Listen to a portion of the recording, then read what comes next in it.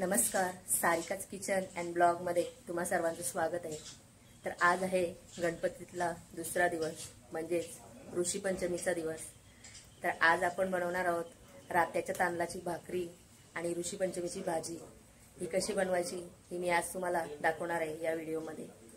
आणि पूजन करून आम्ही उपवास सोडणार आहोत। चला तर बघूया पुढे तुम्ही। आमच्या इथे 7 दिवसाचं गणपती बाप्पाचं आगमन झालेलं आहे। आजचा दुसरा दिवस आहे। इथे आपण हा रात्याचा पीठ घेतलेला आहे। आता आपण रात्याच्या पण भाकरी करणार आहोत। मी उकड काढून घेते। इथे आपण पिठाची उकड करून घेतलेली आहे। आता हा पीठ पाण्याने मळून घेऊ। इथे आता आपण पीठ मळून घेतलेलं आहे। आता याच्या भाकरी बनवून घेऊ। भाकरी इथे वळून आपण तव्यामध्ये घातलेली आहे। एक बाजू शिजलेली, आता दुसरी बाजू आपण पलटी करू।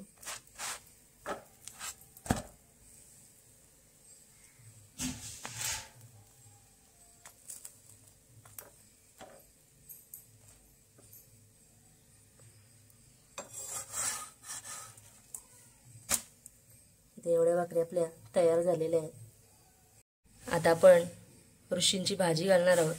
त्यासाठी इथे मी 21 प्रकारच्या भाज्या सर्व निवडून बारीक चिरून घेतलेल्या आहेत। याच्यामध्ये लाल माठ, सफेद माठ, करांदे, भेंडी, सुरण, भोपळा घेतलेल्या अशा 20 प्रकारच्या भाज्या घेतलेल्या आहेत। आता या भाज्या स्वच्छ धुवून बारीक चिरून या एका टोपामध्ये मी सर्व भाज्या घातलेल्या आहेत। याच्यावर आपण झाकण ठेवून या कमी गॅसवर भाज्या शिजून घेणार आहोत। याच्यामध्ये पाणी अजिबात घालायचं नाही। आता भाजी चांगली प्रकारे शिजलेली आहे। याच्यामध्ये या हिरव्या मिरच्या घालून घेते, तेल घालते,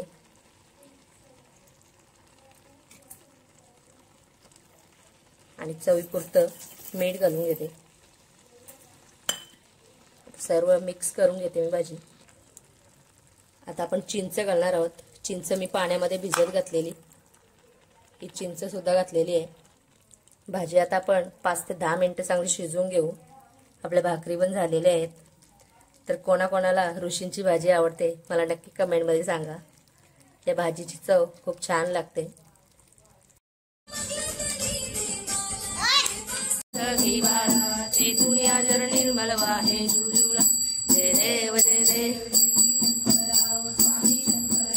आरती ओ वाळू भावरती ओ वाळू तुझ गौपुर गौरा जय देव जय देव।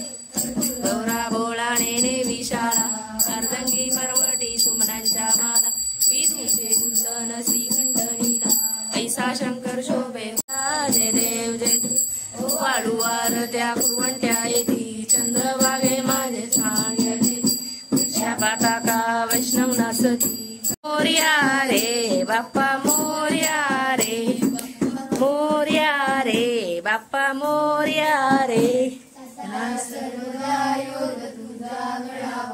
तुझे कारणी देह माझा पडा उपेक्षू नको गुणवंता अनंता गुणायका मागणे सिया। जय जय या मी बाळ गाणे तुझीच सेवा करू काय जाणे। अन्याय माझे कोट्यान कोटी मोरेश्वरा बाळ तू गाळ पोटी। गणपती बाप्पा मोरया, मंगलमूर्ती मोरया।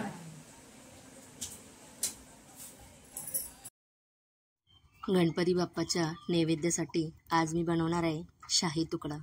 त्यासाठी 1 लिटर दूध घेतलेलं आहे।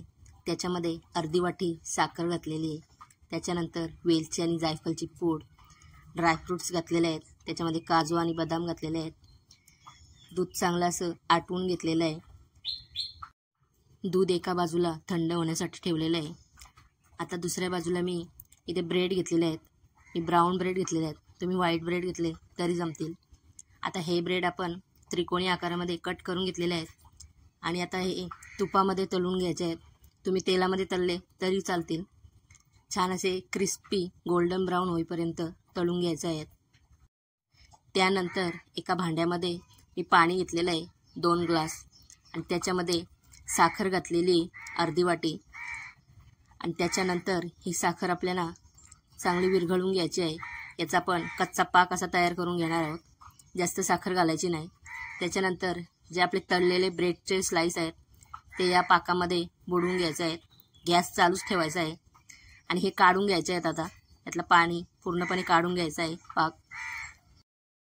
एका डिशमध्ये आता या ब्रेडच्या स्लाइस मी सरळ अशा लावून घेतलेल्या आहेत. त्याच्यावर आता आपण जे आटवलेले दूध आहे म्हणजेच रबडी ही आपण या ब्रेडच्या स्लाइसवर टाकून घ्यायची आहे आणि वरून तुम्ही ड्रायफ्रूट घालू शकता तुमच्या आवडीनुसार. तयार आहे आपला शाही तुकडा, जो खायला खूप छान लागतो. एकदा नक्की करून बघा आणि आवडल्यास रेसिपी नक्की शेअर करा. आणि आपल्या चॅनलवर जर तुम्ही पहिल्यांदा व्हिडिओ बघत असाल तर आपल्या चॅनलला नक्की सबस्क्राईब करा. रात्रीच्या जेवणामध्ये मी इथे बिड्ड्याची भाजी बनवलेली आहे. आमच्या इथे देठी टाकून ही बिड्ड्याची भाजी गणपतीमध्ये बनवली जाते. त्याचबरोबर वरण बनवलेलं आहे.